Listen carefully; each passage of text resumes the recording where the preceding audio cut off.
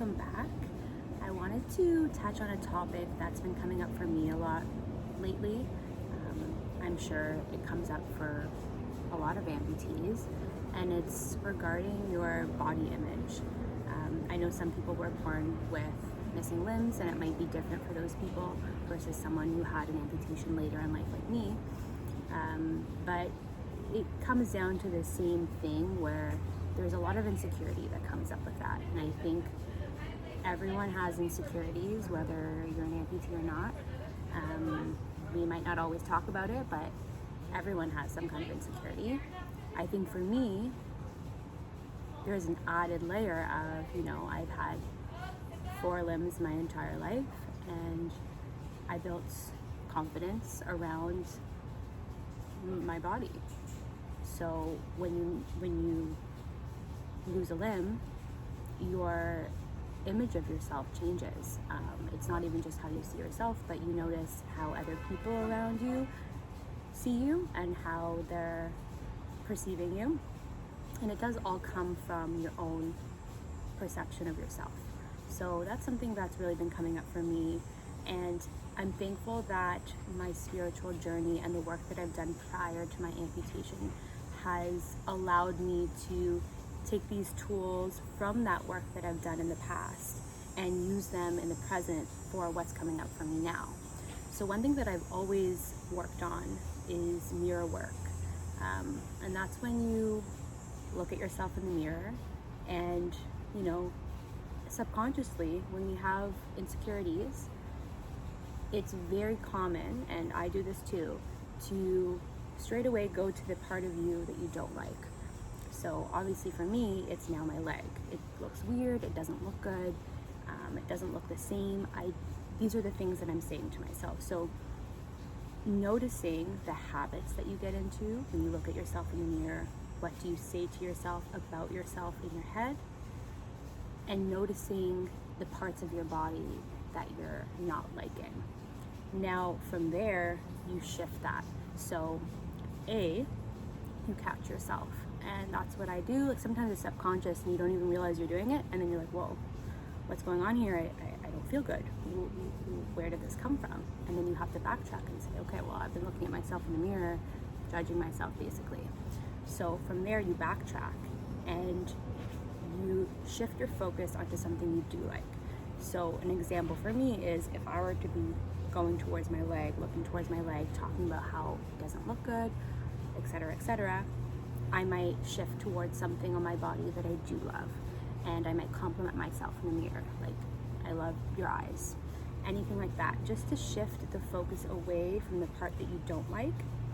And the more that you do this, the more it becomes a habit, and the more you'll be able to catch yourself in the process, maybe quicker than you might be able to catch yourself prior to this. And it really comes down to reconditioning your brain to think differently, because even if you don't have an amputation, most people, when they look at themselves in the mirror, they're focusing on the parts of themselves that they don't like. So this could really be beneficial for anybody who has any kind of insecurity. And it becomes like a really great affirmation to be able to affirm yourself. These are the parts of myself that I do like. And you can go even further in that to talk about the parts of yourself, your personality that you love, the parts of your character that you love. You can, and look at yourself in the eyes when you're doing this, because the eyes are the window to the soul. You could say something like, I know that I'm kind, I know that I'm a compassionate human being, and just keep building. And as you do it more and more, it becomes easier and easier. In the beginning, it's going to feel weird. I know for me, even sometimes now, it does feel unnatural, but that's just because I'm reconditioning my brain how to speak to myself and how to talk. And then in addition to that, something that I do if that's not quite working is I write all the things down that I'm saying to myself. So I'm noticing throughout the day the comments that I'm making to myself about myself. It all comes down to self-judgment, which we all have. Writing them down and just getting everything out on paper. You can even write paragraphs of what you're saying to yourself. And for me, what I like to do is I like to burn it, because when I burn it, I'm letting go of all of it, and it just lets go in a different layer and on a different level. And once you let go of it, then you feel like you have a clearer mind to maybe shift again your focus onto the things that you do love. So this can come in written mantras, and this is something that I do, is I read these mantras every day.